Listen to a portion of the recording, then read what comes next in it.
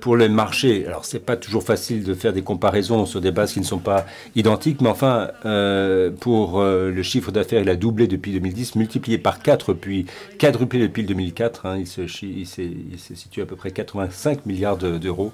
Un marché quand même important. Les plus grands marchés, à nouveau, c'est l'Europe, les États-Unis, le plus gros marché de loin. Suivi de l'Allemagne, de la France, qui est en 3e position quand même. La confiance dans le label se traduit dans la volonté de payer un peu plus pour les produits biologiques. Ça veut dire déjà d'emblée qu'on va être obligé de penser une articulation entre relocaliser une partie de la production parce que c'est rassurant, mais aussi réinventer des formes de solidarité entre les villes et la production agricole beaucoup plus lointaine.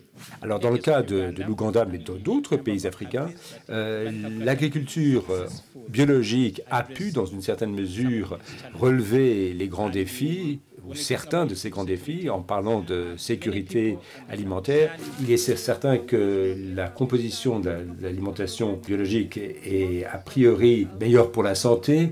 L'explication, c'est que la consommation régulière d'aliments biologiques devrait avoir des incidences positives sur le long terme. Pour l'instant, c'est l'hypothèse.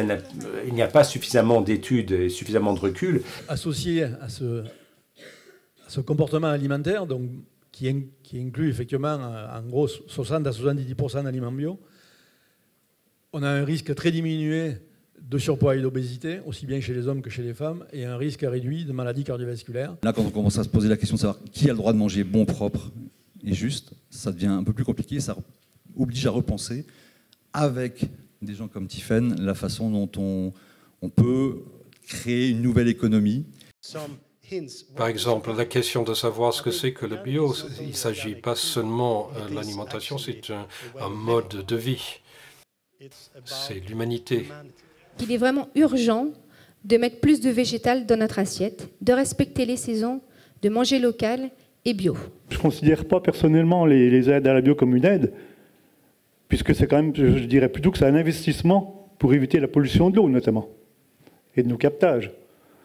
Donc il faudrait peut-être plus considérer quand même ces aides comme des investissements pour moins polluer. Nous sommes partis sur un certain nombre de valeurs aussi qu'il est peut-être utile de rappeler.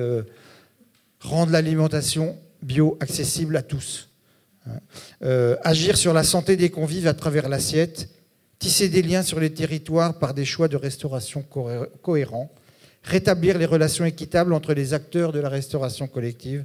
Inscrire la protection de l'environnement au menu des cantines. Nous, ce qu'on voulait, c'était donc créer des emplois et valoriser l'agriculture encore plus sur notre territoire.